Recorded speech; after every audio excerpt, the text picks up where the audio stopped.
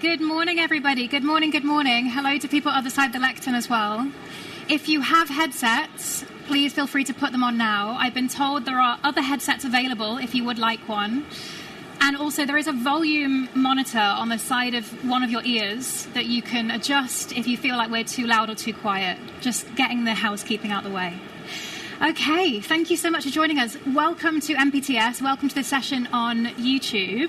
Today we're going to be talking and unpacking what drives success on YouTube. We're going to be talking formats, features, audience behaviors, revenue streams, all of that juicy stuff with this wonderful panel, which I'll just introduce in a second. My name is Dani, Rayner. I'll be your host for today. We've got just over 30 minutes today, and we're going to be jumping into some insider expertise with these three wonderful people. So left to right, we've got Raj, who is currently the head of creator partnerships at YouTube for the UK and Ireland. Jessica, creator, entrepreneur and founder of Dante Media, and the wonderful Jordan, CEO and founder of Arcade, who are the creator management agency behind the Sidemen. So big round of applause for our wonderful panelists. Thank you for joining us. And I'm going to jump straight into questions. Just before I do that, I would love to get a show of hands just to understand who is in the audience so that our wonderful panel can kind of tailor their responses to be most useful for you today. So if you identify as a YouTube creator, please put up your hands. Woohoo! Fantastic. Hello, hello.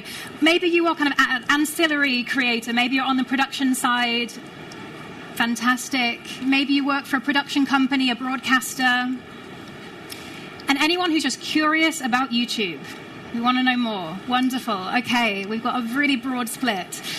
Raj, I'm going to kick off with you. You are a man in demand in terms of advice when people want to grow and scale their YouTube channel. What is the one piece of advice that you are tired of repeating? Yeah, great question. We can kick it off with that, but can you hear me? Can everyone hear me? Okay, brilliant. So first and foremost, I think this is an advice I keep giving everyone is YouTube as a platform is multi-format. So we have interconnectivity between different formats, and at the end of the day, we have long form, we have YouTube Shorts, we have YouTube Live, we have podcasts, we have the whole set of formats. And the idea is to give you all the option sets for you to create content, but also for the viewers to get whatever content they really want on the platform. And so as a creator, the biggest recommendation is to build a winning strategy that's based on multi-format, so you have all the formats covered. And you could have a preferred format. You could have like, here's my thing, this is long form, this is what I want to do. But you could very well use shorts or live or podcasts around it to really make this an amplified campaign on the platform. So, for example, like Jordan in his one of his recent videos speaks about like how you can take a clip and like actually direct viewers to your long form. So you could very well use a very high engagement short form and sort of build your audience towards long form. So I think I keep repeating this. I think YouTube is multi-format. Think about all the various options that are available to you before creating content, regardless of whether you're getting started or you're a seasoned creator on the platform. And Jordan, in terms of the availability of those formats and features and audience behaviours are changing all the time.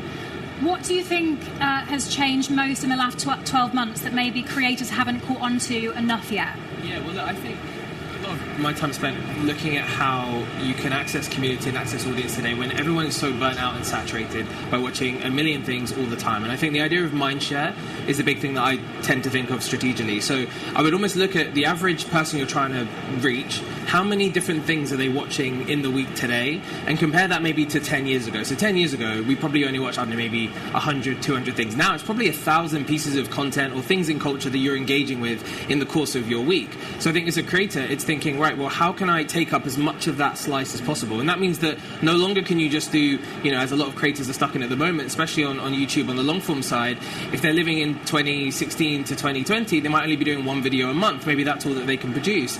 But that's not enough anymore. That one video a month is never going to take up that mind share, and so ultimately people will probably forget. So how can you build a sort of world around your content and a distribution strategy that is multi-format, to your point, multi-platform as well outside of YouTube, that leverages as much of of those touch points as you possibly can, because I think the biggest shift, and it's over the last, really since COVID, which kind of broke culture, I talk about this quite a lot on my own stuff, is that we went from a curatorial culture into a personalized culture, and that really happened with TikTok. So TikTok changed that whole game, where you went from really having editorial platforms being able to distribute their content, and people would see it, and you as a creator might have followers, and your content would reach that following, and now the individual piece of content is what reaches an audience. What that means is you're now competing with people's interests rather than the creators that they follow, and content has to really break out, but you have to do it again and again and again. So volume now is so important. Being wide is super important. If you look at the people winning today, really in terms of, you know, access to audience, especially at a younger level, they're like the streamers. Some of them are kind of crazy and weird. Maybe don't watch all of them, but their whole strategy is around that broad distribution. Some of them are spending $100,000. I mean, not that you guys have $100,000 a month to spend on clips, but they're spending $100,000, $150K on clips a month in order to reach their audience, because they know that the long form and the streams is going to be a fraction of the people that see them every week. So I think you have to get into that mindset of broad and the mindset of, you know, wide distribution, because you're now competing with so many slices of that pie chart in terms of an individual's week. And so that's the biggest shift, I think, this change. And yeah, it's only going to get more and more and more, I think. Great insight. And Jess, Jordan's just spoken about thinking broad, thinking about volume, thinking about the potential reach and viewership of individual videos.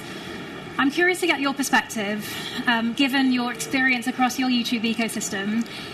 Some channels and creators are thinking about maximizing views and do that really successfully. How do you transition from maximizing views to building a loyal audience? So a lot of it is actually what you put into the content, because you're right, like views are really important, but to build a more loyal audience, you have to be giving them something. So for us, we create content for people who are coming to visit London. So we are making very chunky videos, long form videos that gives a lot of information. Like, here are the top 25 things to see when you come to London, and here are the biggest experiences that you should be booking when you come to London. So it's really a ton of value. So if you can provide either value or be super entertaining, that can help to build that loyalty. I'm a big follower of her channel because I moved a year back, so I've been following her channel quite a bit. Jess, can you do a shout out for your channel, please? This is the time. It's called Love and London. If you live in London, it's probably not super relevant. But if you're planning to move here or you come in and you visit, there's a lot on there. And by the way, Jordan's channel as well. It's Think Like a Creator. So this conversation can very well flow into his channel. Yeah. So yeah. This is the moment. We've got to be on this stage and standing proud in what we do. So thank you. Anyone else who's got YouTube channels, please share your details at the end. Would love to hear them. I have a platform. Yes, yes, you do. And on that note, on platform, let's talk about features. I would love to understand, we've talked a little bit about using features and how to really maximize the interconnected YouTube ecosystem, but let's think about kind of posts, comments, membership. Yeah. How do those contribute to building a loyal audience and to growth? Yeah, I think Jessica touched upon this, is like, how do you give back? And I think that's really very, very crucial to think about, that engagement with the audience. And community tab, I don't know, show of hands, how many know about the community tab? Well, decent number, I'm actually surprised, but that's a very underrated tool for you to actually go in there, collect ideas from your audience as to what really is the content that they want you to create, right, at the end of the day. And then comments, like, you know, if you're a seasoned creator, you know the value of responding to comments or pinning comments, because ultimately what you're doing through all of the various actions is bringing in the audience into your channel, and they are actually part of what you're creating. So when that video drops next, they are there in the first like 1 or 2 hours to really feel like this is a moment for all of them, not just for you. And they they comment, they share those videos, which then enables like a positive signal to the platform that this video is worth watching. It gets shared more, and so that engagement really pays off in the end. And so that's a very important way to utilize comments, community tab. And the other product is memberships. Now, I don't know how many of you know about memberships, but it lets a creator create a member-only community within YouTube. So I've seen this creator, 90s Baby Show. They're actually a group of creators. They do this very well, where they have a tiered membership. So depending on which tier of membership you're on, you could get early access to content. You could get giveaways. He even organizes dinners with their fans. So it's just, they go a long way to really engage, and that really pays off long term in terms of like how well the community sort of engages with them and brings up their growth on the platform. What I'm hearing from all three of you is there's something in here, like the thread is about human interaction. There's a curation behind the scenes that is giving and taking, and much more on the thinking strategically about what you're giving, not only advice, to your point, Jess, but that, like, I'm a real person behind this channel, I'm here, I'm part of the community, I want to hear from you, whether it's taking you to dinner or giving you some advice about London. That's a bit of the higher tier, but yeah. Great stuff. Okay, Jess, I want to go back to your viewership, because you've seen extraordinary rise across your YouTube channel. I don't want to play that down. It's an amazing test case and trajectory that Jess has been on through her now network of YouTube channels. I'm curious to understand, Jordan mentions around strategically pursuing the growth of one video, but what does it take to make a video move beyond its core audience into new viewer segments? How do you almost like untap additional audiences? Well, if we go into like the more technical side of it, kind of tapping into YouTube analytics, which is the best. It's the best analytics, I think, out of any of the platforms. But you really have to focus on the packaging of your title and your thumbnail. So basically, YouTube uses, I mean, you can probably speak to this a little bit better than I can, but YouTube looks at what is the percentage of people that see your video's thumbnail and title and then decide to click through and watch. So this is a really important metric that actually you should be spending a lot of time on creating the title and using the A/B testing that YouTube has, which when they brought that out a couple years ago, I was like, thank you, so good. I was supposed to leave off that.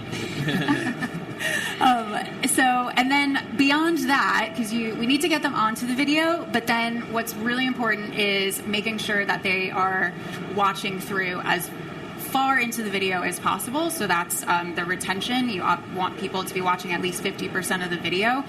And we have also seen, this is quite different from when I first started on YouTube 10 years ago, and I was doing a lot of videos that were like 5 minutes, 8 minutes, really short and snappy, and that was working really well. It's very different now, where the name of the game is to increase watch time overall. So actually we're doing 20 to 30 minute videos every 1 to 2 weeks, and that's the kind of stuff that really gets your video to be pushed on browse and on the homepage beyond just your subscribers. So those are like the key, I would say, the key things. And Raj, just jumping off what Jess has said, how does that move into the revenue space? I would love to talk about perhaps beyond ads. Yeah, of course. Where is revenue coming from? Where are the opportunities for creators, production companies, media companies in the room? Yeah, of course. So, of course, our YouTube partner program is the ads option set that's obviously available. It's still the best source of earnings for creators today. But having said that, there are alternative monetization sources that we are introducing to creators. So I spoke about memberships. I won't speak about that again. But the two other things I'm particularly focused on is, first of all, is shopping. I think shopping is becoming a big part of our of like an alternative monetization source. So we are seeing the rise of creator entrepreneurs. Like, they are actually launching product lines on the platform, and so the shopping product really enables that. So a great example is Maddie Borge.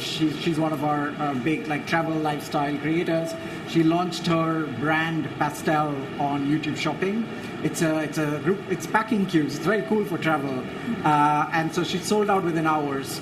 And I think that concept of being able to actually launch your own brands on YouTube is just becoming more and more an option for creators.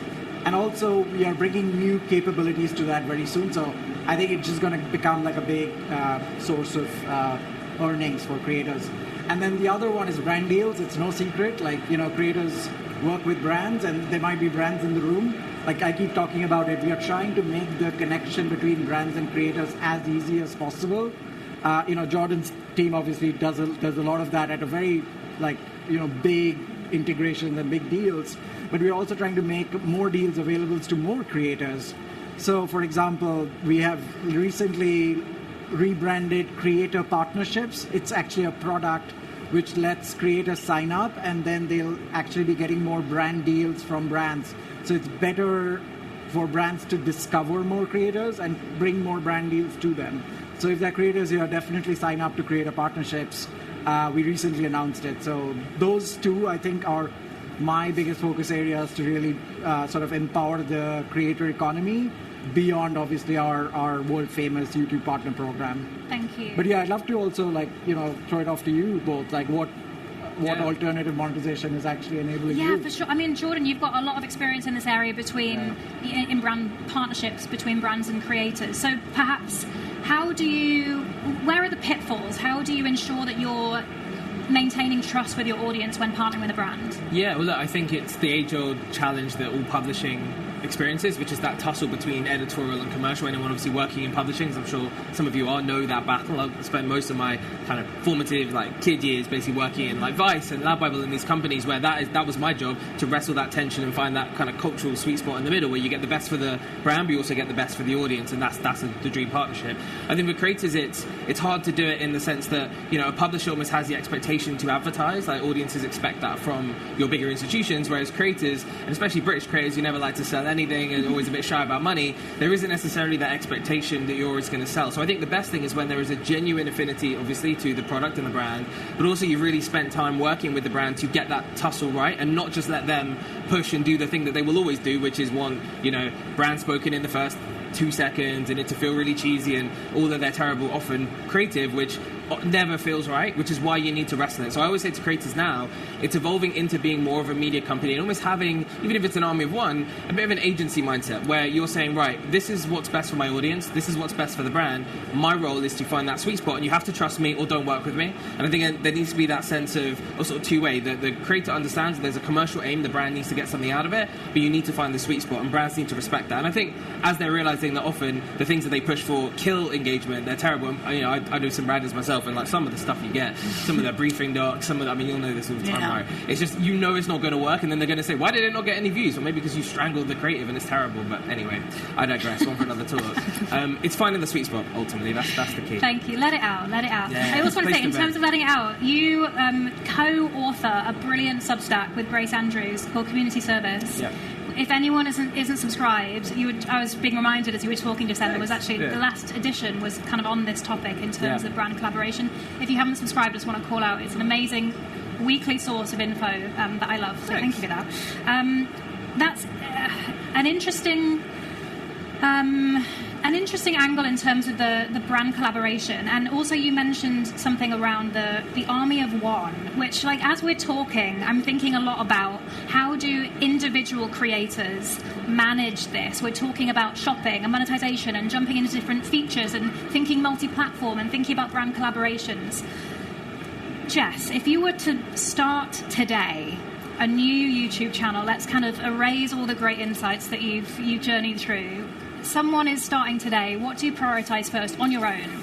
So I think there's two main things I would prioritize. One is making sure that you're picking a topic and testing formats that you could see replicating for a year plus.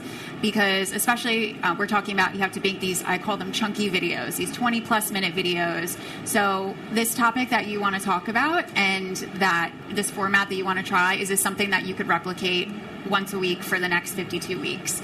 And then also, can you do that in a way that is cost efficient and that's going to work with the budget and your time? So there's going to be some formats that are going to be much easier to make 52 videos, like if you're sat at your desk and it's more of an explainer educational video versus if you have to go travel to a different city in Europe every weekend to make these videos. So that's going to be much harder. And my second thing is, one thing that I still wish I had done earlier when I started with YouTube is use it as a tool to start building an email list, because that is, first of all, a platform that you own, and it also is something that can help to grow the YouTube channel faster because you have really loyal people who've signed up to your email list that you can be like, oh, hey, we have a new video, and that helps with the algorithm to push that new video out faster. But it also means that when it comes time to expand the business and you want to launch digital products like what we have digital travel guides that we sell, or if we want to do a brand integration, but we don't want to just do YouTube, we want to also have offer them a newsletter ad space, something like that. We already have spent, from the beginning, we've spent time building up that list. So that's one of the things that I feel like I've been talking about for years. As soon as you start converting those viewers into email subscribers as well. Thank you, Jess. So we've spoken there around almost the shift from being a creator to a creator entrepreneur and thinking with a business mindset, even when it's just you on your own at 2 a.m. video editing and thinking, how do I do all this as a solo creator?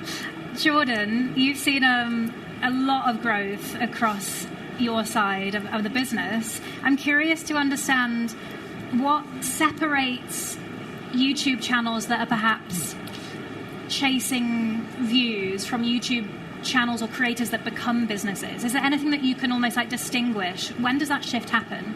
Yeah, well, I think it happens when at the beginning, in a way, is of a creator's journey, which is when you understand that YouTube is just relationship, and it's a relationship with an audience, and the whole purpose of YouTube is to find the sweet spot between the thing that I say sweet spot a lot today, I don't know why, where you as a creator and your voice, what you want to say, is also received well by the audience, and there's a two-way dynamic there that is nurtured from the beginning, and over time, if you're consistent with that and you nurture that relationship, then you can become a business. But it doesn't happen before that, right? So I think the instinct is, I think a lot that's going on at the moment a little bit with people from broadcast and TV is they'll look at it and think, okay, this is sort of like TV, it's kind of a captive audience there. We just need to put content out and people will find it. And obviously they don't, and everyone's very disappointed and says, oh, why is YouTube not working? What's wrong with the algorithm? All this stuff. But the problem is, they're starting from a point of one-way relationship, which has been the definition of really media 1.0, whereas 2.0 is all about relationship two-way. So I think it's understanding that from the beginning. And if you do that, and if you are listening to your audience constantly, you're testing, you're learning, you're serving and providing value. I mean, think about, I think the sidemen obviously would be biased, but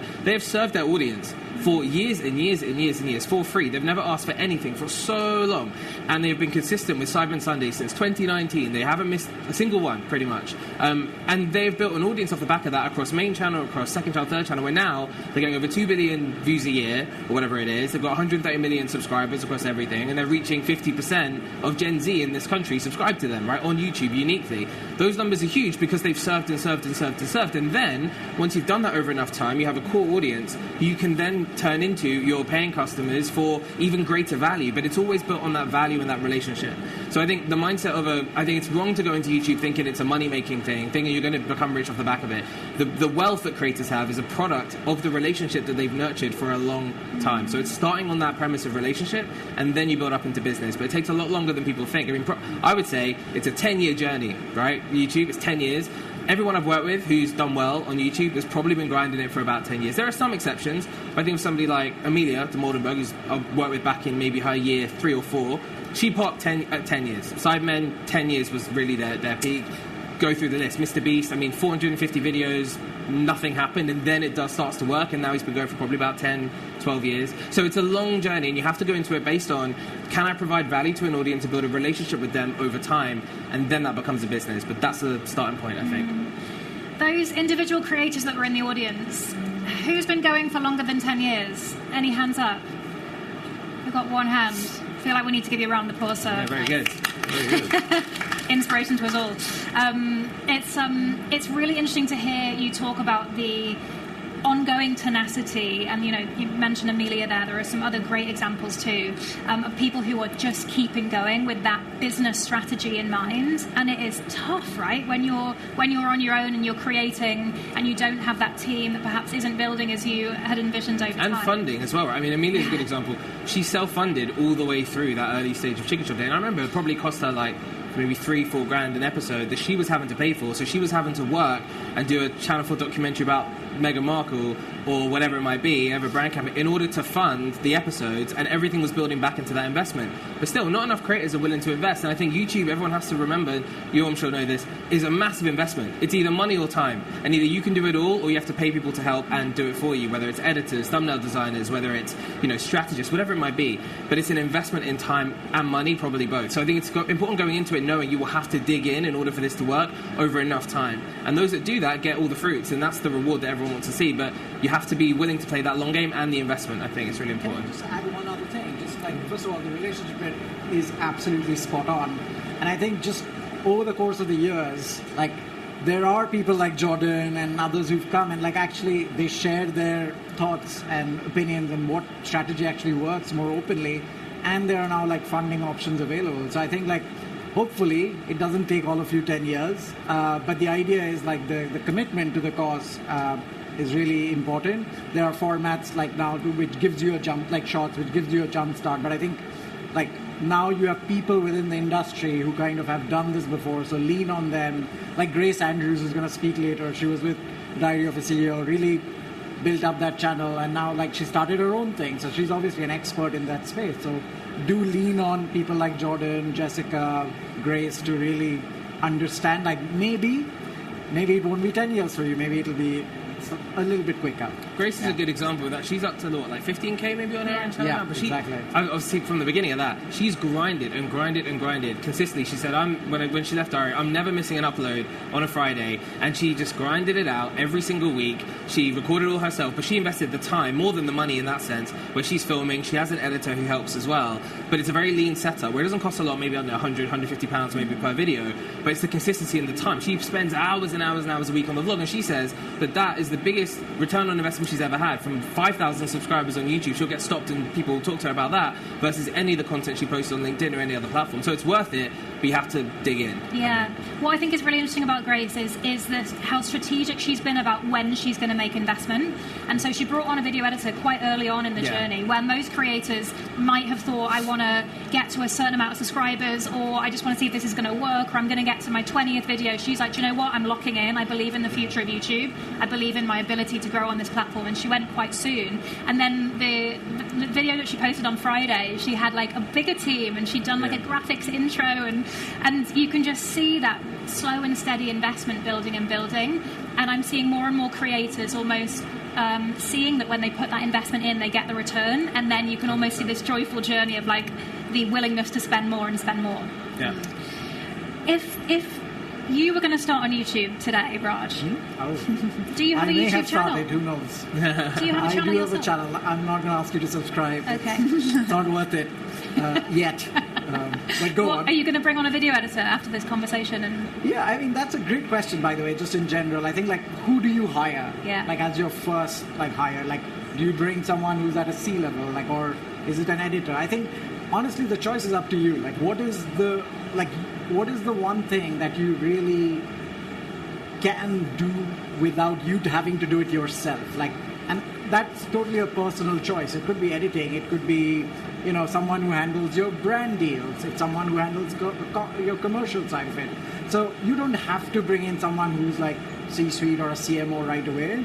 Like, you can bring in an intern even if that's what you really need at the given point in time. For me, I'm more of a Shorts creator. So for me, I think what really is important is like having a long form expert in the space who's like, as Grace said, like as Jordan said about Grace, like built up that reputation of working through many years. And I think like, the production capabilities are evolving. Now we are seeing growth on TV screen. Now that's obviously something that there are experts for. So I would love to bring in someone who's really good at like thumbnail strategy, or somebody who actually has built content for a bigger screen. And so that's really what my focus would be if I were to hire someone at this point. Okay. What I like about your answers is that you're thinking about your strengths. So you're thinking, I'm a Shorts creator, and therefore I'm going to bring on a thumbnail specialist and a long form specialist. Yeah, exactly. And Jess, you're thinking about it differently. Jordan, same question to you. If you were going to start today... Yeah.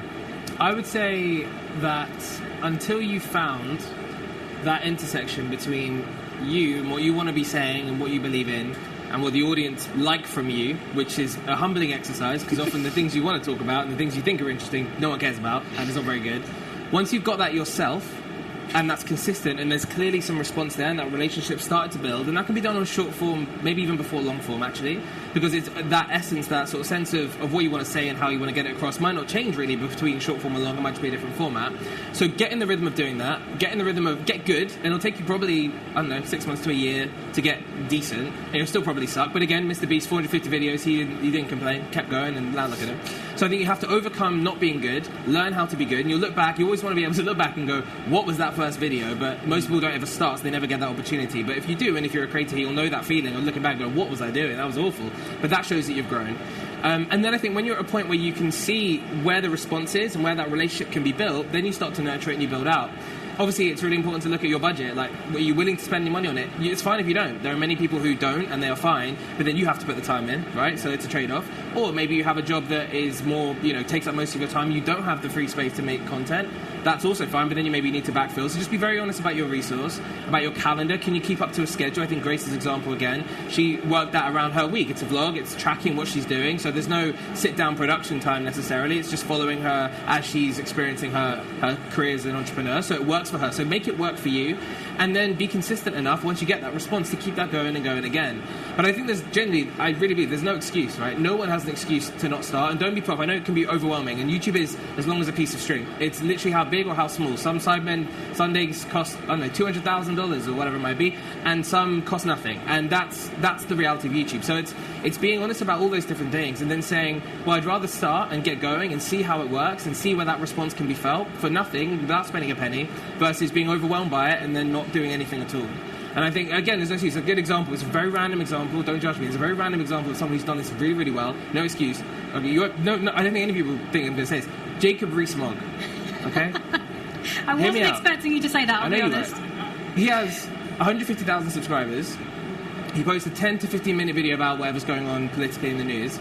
No editing. One take. On his phone. In his garden. He has about, 600 to 1,000 comments a video. A dedicated audience of 50,000 people pretty much every day, and sometimes it ranges up to 150, 200k. And there's a consistency about a daily 10 minutes that costs £0 that I think is pretty admirable. That someone can go, well, actually, I'm going to do this myself and build your own audience to the point where now he's selling out a tour, he's got this whole sort of brand around him, and he spent no money. He spent time and prep and research, and he's an MP, so he can be eloquent and he can speak in one take. Not many of us can do that.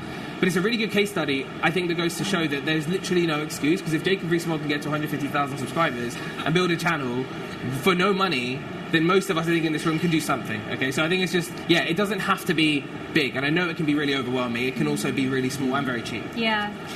I want to underscore there, the lesson from that case study is the consistency of, obviously the profile gets you to the initial audience, right? But the consistency of what he's doing and then building from there. I mean, the really thumbnails are terrible. You should look at them. They're awful. But it works because it's consistent. And also because he's matched his expertise with the content and the audience to build that relationship with people who want that from him. So it's that bit. And then you can do it for nothing. It doesn't need to be flashy. Yeah. And that just do it mentality is something that I speak to creators a lot. And it's just trying to keep your head in the game, keep the self-belief. I also want to be honest, right? I run a small YouTube channel. It takes me 40 hours to edit a 15-minute video. Like, that's the reality of not having a team. Yeah. And like, over time you build a team, and like, it all looks fantastic when you succeed, but there are a lot of people putting a lot of time in on their own, and sometimes that can feel really hard and vulnerable and difficult late at night. But we need to be watching for Jacobs and giving us inspiration to keep going. I would also say, I think it's really important that YouTube is almost more a labour of love than a business. Like, you have to really love it and love the process, because it is, if it's not something that you're doing because you love it will be horribly painful and you will probably crash out. So I think you have to, that's why a lot of YouTubers are nerds, right? They have a passion, they have something they're really teching out about, and they just go for it because it's almost as if no one's watching, and that's fine for them because they're getting their passion out there. And that's why I think passion, that love for what you're talking about and what the value you want to bring and the relationship you want to build is I think the core. I mean, even some big creators, there's this big manga creator I found the other day, he's on like 15 million subscribers. He only edits his own videos, he has no team around him, and he's doing the same content that he did at the very beginning today, and he's got 15 million subs. And that's because he's a manga nerd who wants to share that with the world, and he wants to do it in the purest way, and he doesn't want anybody else to get involved because they won't get it. I think there's something really powerful about that, and that's the essence, I think, of YouTube, is relationship built on passion and built on value. And I think if you can do that, then you can last the distance. But if you don't, if you go at it for money, or a lot of people in the TV industry are going, oh, I need to be on YouTube, it's becoming a bit of a job, I think if that mindset's the wrong thing at the beginning, you'll probably burn out, is my instinct.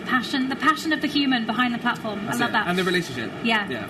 Right, we could chat for hours, as you can tell. We have to wrap up. I'm going to do one final question. I'd love to come across the panel and learn from you. In the next 12 to 24 months, what should creators be prepping for? Jordan, if you could kick us off.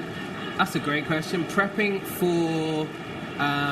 what's coming? What's on the horizon? What should be top of mind? I think prepping for the reality that, again, AI is the most boring thing in the world to me, and it's taken over everyone's airtime, but that's also leading to a great space for creatives and personalities.